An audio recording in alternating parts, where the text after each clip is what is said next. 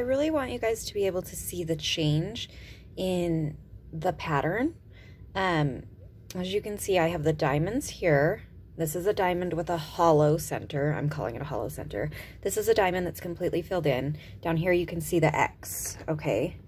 So, or two arrows facing each other, whatever you want to call it. Let me just take this out so I can show you the texture of it. Okay, so it's really satisfying, but that's why it's important to work with the back post and the front post. So let me show you what the effect creates. So this is the front of my work, obviously. Here is the back of my work, okay? So the diamonds that I'm currently working on in this row, you can see they just kind of have these lines through them. So that's how I keep track of where I am. So right here, because this is the part of the pattern I'm in, I'm going to start out by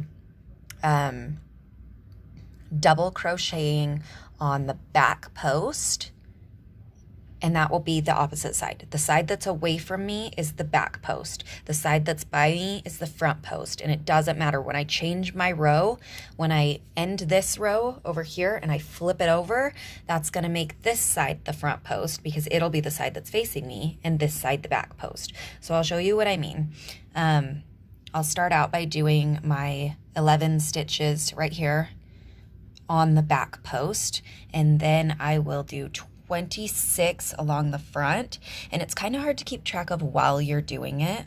Well, it's not difficult, but you'll know what I mean. So you'll be working, and then when you feel like you're reaching your 26 stitches is when you're gonna reach this pattern, the back side of your diamond. So you can kind of stop counting in between the diamonds, and then just as soon as you come up on this pattern, you're gonna go, oh, okay, I need to go back and make sure I have 26 stitches between them, or 24, or whatever the pattern calls for. So let me get us set back up here. And I will show you how I start my rows. Okay, so this is the side that I ended on. So whenever I end on a side,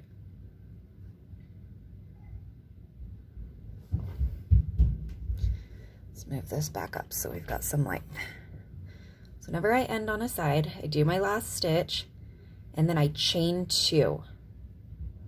And then that's when I flip my work over, okay?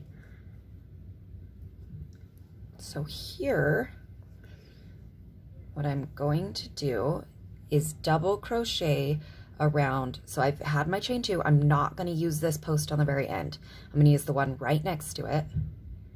And I'm going to double crochet front post, so through the side that is closest to me. Okay. So let's see, we did that. And then it looks like I'm going to be working on the back post for the rest of the diamond. So 1, 2, 3, 4, 5, 6, 7, 8, 9, 10, 11. So when I say back post, what I'm doing, let's move this light again so we've got some better lighting. So what I'm doing is I just worked through the front. Now I'm going to be working through this side. So what that means is I'm going to take my hook, and I'm not going to come in from this side like I did last time. I'm going to go behind my work and come in from behind it, okay? And I'm just going to, from there, continue to do my double crochets. And I'm going to do that for this whole first piece of the diamond. The part of the pattern I'm at right now calls for 11 back post double crochets.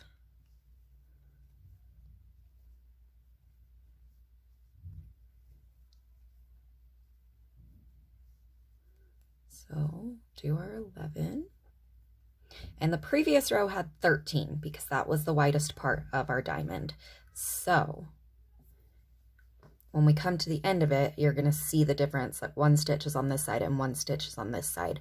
Well, we're just going to take this last stitch and basically work on this side because we're deducting one, because the previous row had 13 and we only want 11 on this row. And I realize that I'm far into the pattern, but I mean, this holds true for the entire pattern. So as you're starting the pattern, don't get flustered that, oh, she's on row 33, because it doesn't matter. It's actually easier for me to show you this far into the pattern because you can see what it's going to look like. Because at first you're just kind of looking at it like, what's going on? Okay, so I was crocheting on my back side over here. Now I'm switching back to my front side, which is the side closest to me. And I'm gonna do 26 of my double crochets around the front post. Okay, so remember, I'm working side closest to me, front post. If I were on the back post, I'd be behind my work. Does that make sense? Okay, so we're gonna do 26 on the front side.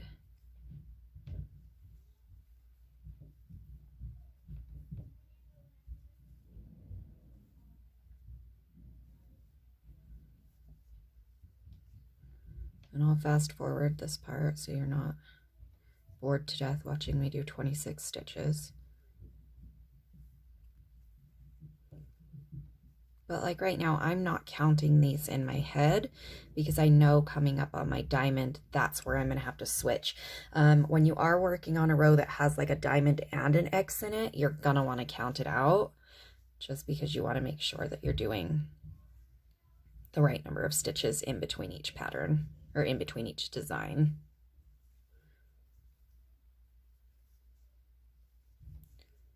Okay.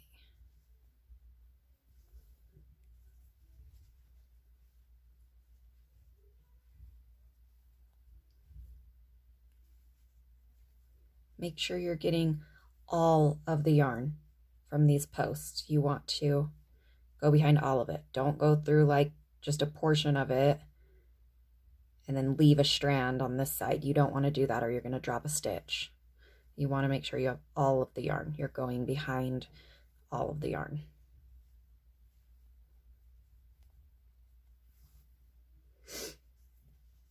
Okay.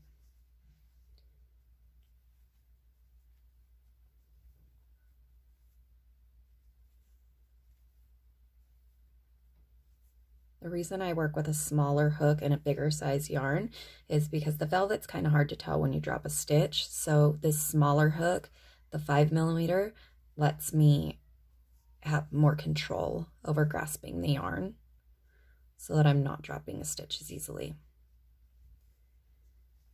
Okay, so I can tell I'm coming up on my diamond because I can see the pattern for it. And remember, I'm taking one away on this side. So see how this stitch is on the front? This one is going to end up being on the front for this row because we only want 11 in it and not 13. Hopefully that makes sense to you. Okay. So for this first stitch of the diamond that's on the opposite side, I'm still going to just continue to do it on the front panel. Okay. Now for the next 11 stitches, I need to work on the back panel, not the front panel. So come behind my work and around the post.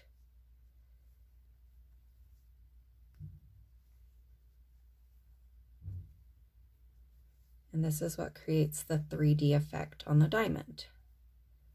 Oh, and you guys, this is the softest yarn ever. I want to make 900 things out of this yarn because it's just amazing. I would like to make a pattern for like a giant throw blanket for my couch. Oh, 'cause that would be heaven.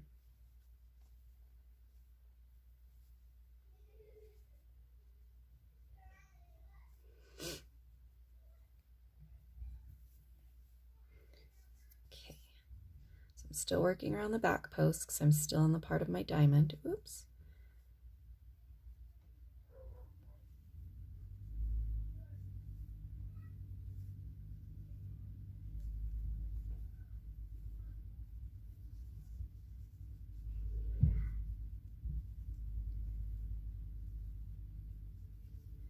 Okay, so I'm on the last stitch of the diamond from the previous row. So now I'm going to switch back over to my front panel, working through the front panel again.